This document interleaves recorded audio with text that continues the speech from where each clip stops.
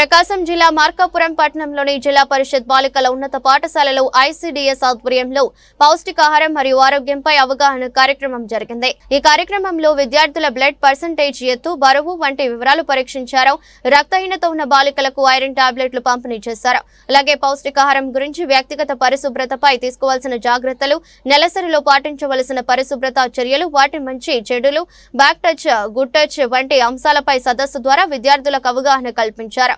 ఇంట్లో అందుబాటులో ఉన్న పదార్థాలతో పౌష్టికాహారాన్ని ఎలా తయారు చేసుకోవచ్చో ప్రాక్టికల్ డెమో ద్వారా వివరించారు। దీని ద్వారా పిల్లల ఆరోగ్యంపై తల్లిదండ్రులు కూడా శ్రద్ధ చూపించాలని అధికారులు పేర్కొన్నారు। ఈ అవగాహన కార్యక్రమం బాలికల్లో ఆరోగ్యంపై చైతన్యం తీసుకురావడంలో స్ఫూర్తిదాయకంగా నిలిచింది। ఈ సందర్భంగా పౌష్టికాహారం ప్రాధాన్యతపై, వ్యక్తిగత పరిశుభ్రత, పరిసరాల శుభ్రత, నెలసరి సమయంలో తీసుకోవాల్సిన జాగ్రత్తలు, గుడ్ టచ్, బ్యాడ్ టచ్ గురించి విద్యార్థులకు అవగాహన కల్పించారు। ఇంట్లో లభ్యమయ్యే వస్తువులతో ఆరోగ్యవంతమైన పౌష్టికాహారం తయారీ పద్ధతులపై స్పష్టత, దిశానిర్దేశం చేశారు। కార్యక్రమంలో ఐసీడీఎస్ సూపర్వైజర్ సుశీలాదేవి, సూపర్వైజర్లు, ఏఎన్ఎంలు, అంగన్వాడీ కార్యకర్తలు, ఆయాలు పాల్గొన్నారు।